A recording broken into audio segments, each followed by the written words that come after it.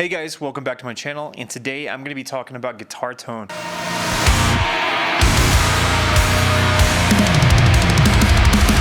Look, guitar tone can be super confusing at this day and age. Every company out there seems to have an amp simulator. And then you got people talking about Kempers, AxeFX, Quad Cortex. Dude, I feel like they're all the same. Every one of these plugins are modeled after a 5150 or a 6505. So for me, I try not to overthink it, and maybe that'll help you too. So I'm going to show you today my super simple guitar chain that you really hear in most of my videos. And I think it'll surprise you how minimal it is. Keep in mind, there's a lot more that goes into a guitar chain than just the guitar bus itself, like the mix bus or the master bus and things like that. Please like and subscribe, comment down below, let me know what content you want to see next. So without further ado, here's my guitar chain. Enjoy.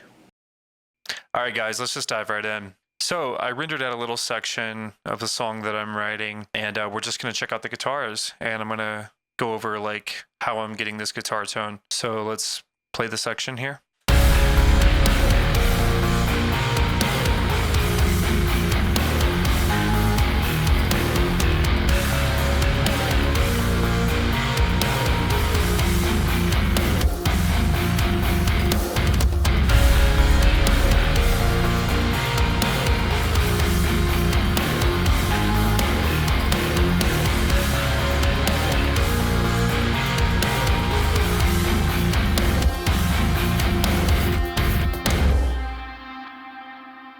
Really heavy, really chunky. That's what she said. So there's a lot of things that I'm doing to get this guitar tone.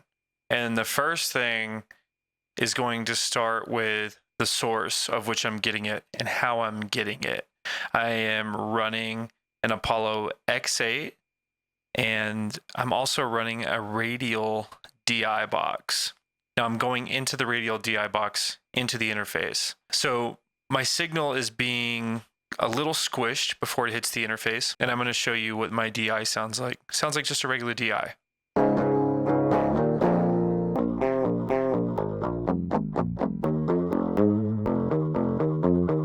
I mean, it kind of even sounds a little clippy, to be honest. I mean, I could probably even take the gain input down a little bit.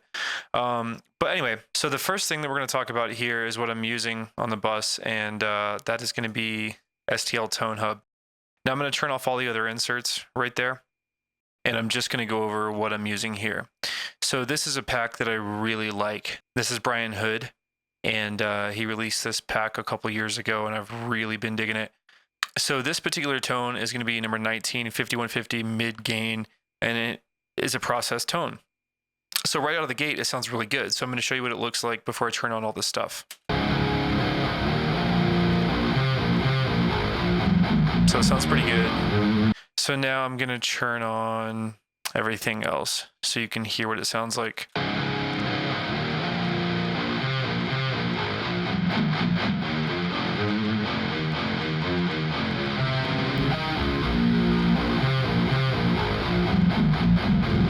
Now you might see right here I also have Gojira in that bus, but it's deactivated.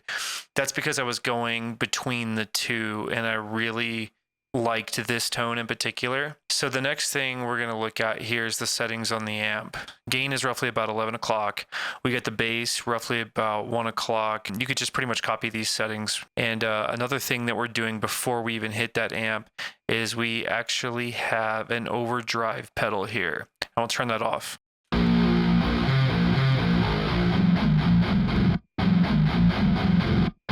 Just brightening it up a little bit before it hits the amp. Cabinet is the stock cab. I haven't touched any of these settings. We just kind of keep it like that. And the next thing we're going to talk about is the multi-band compressor right here. So I'll turn that off. I just activated it. So I pretty much have the high, mid, and super high frequencies bypass, not even worrying about that. We're pretty much just focusing on really compressing and cutting a bunch of low end.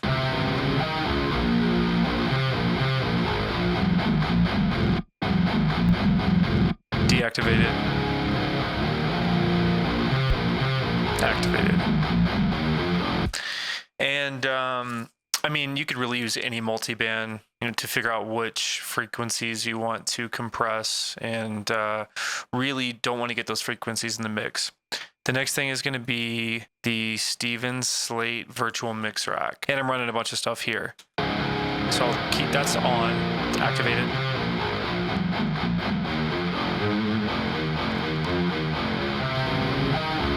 You can really see this is doing a lot.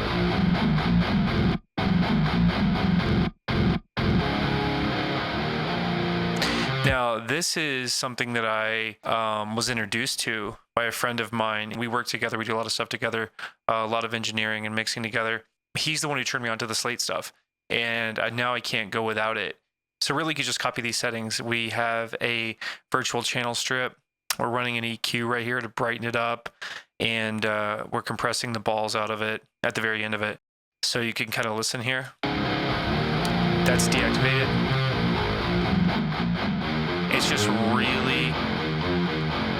It's really making it more smooth and warm and just listenable, I like to say. So yeah, I mean, really what we're doing here, we're just brightening things, and that's really it. And just making it set in the mix. And I think it sounds great. I love this product. Slate makes good stuff. Next thing we're going to do is we're going to look at this R bass, which is giving it some thump. Deactivate it at first and then activate it.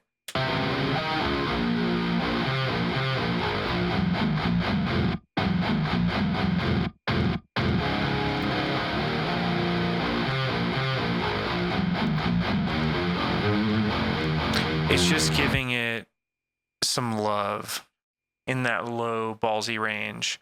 Next one is arguably the most important plugin on the bus. That's going to be the EQ. It's deactivated right now. I will activate it now.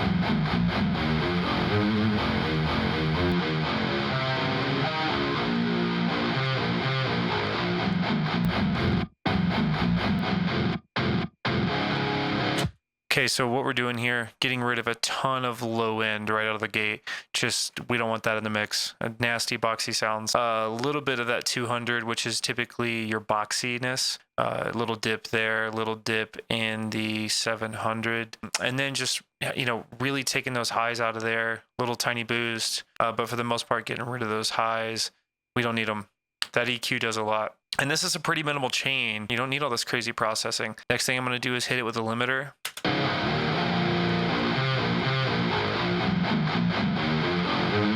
And right there, we're just squashing it, making it really tight. Last thing is the final EQ, stock Cubase EQ. We're just pulling a little bit of mids.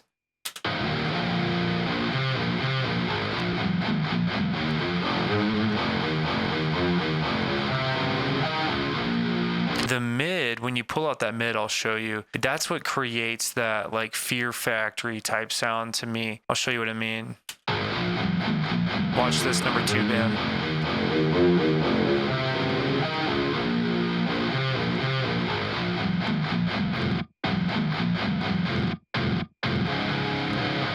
And now number 3.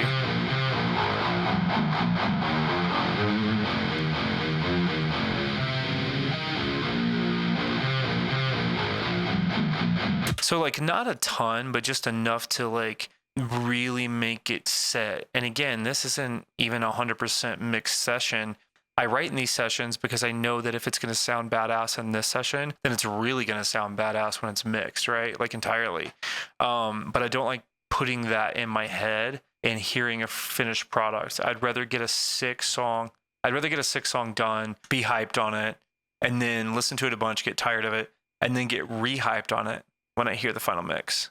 So now we're going to listen to the bass in conjunction with that. And you could use any MIDI bass plugin. I mean, they're all the same to me. All the MIDI bass, it all works. What's really tying this guitar tone in or really helping is the dark glass pedal, this Neural DSP Alpha Omega remake of the BK7 Ultra. So I'll bypass this. Still ballsy, but just not nasty and clanky.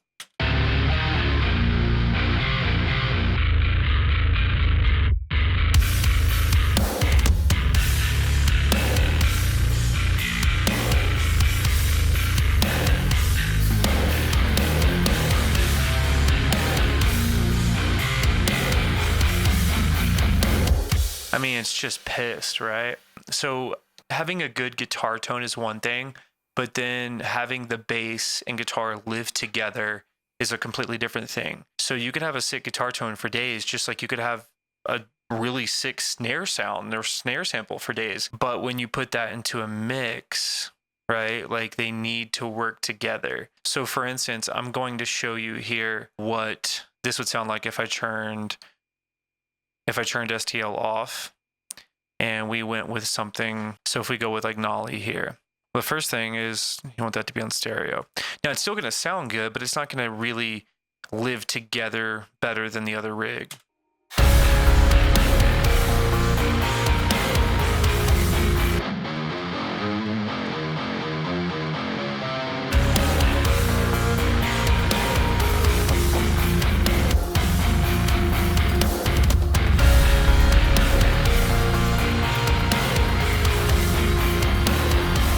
I mean, it still sounds good right out of the gate. I mean, it sounds great, but it's not exactly the same as what I wanted. You know, I wanted a little less of that 6505 buzz, whatever that is. And I have a lot of people always telling me that they're struggling with pulling out frequencies and stuff.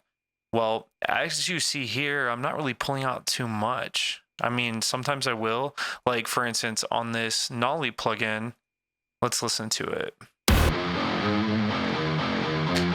Let's find the annoying frequency right out of the gate that I hear. And I really have to dig for it.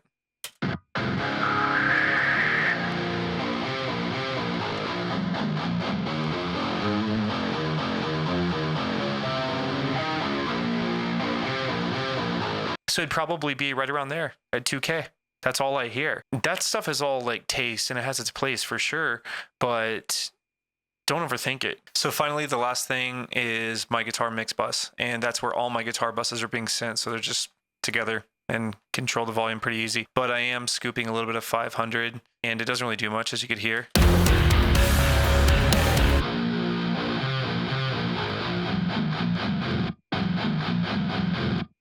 Just enough. And that's really it. So that's how I get a sexy guitar tone.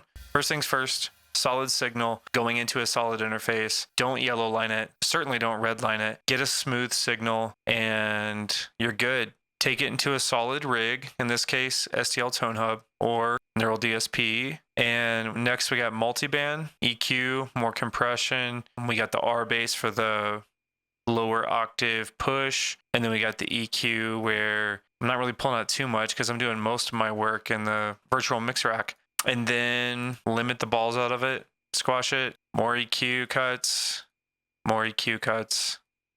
Hope you enjoyed that. Thank you guys for watching.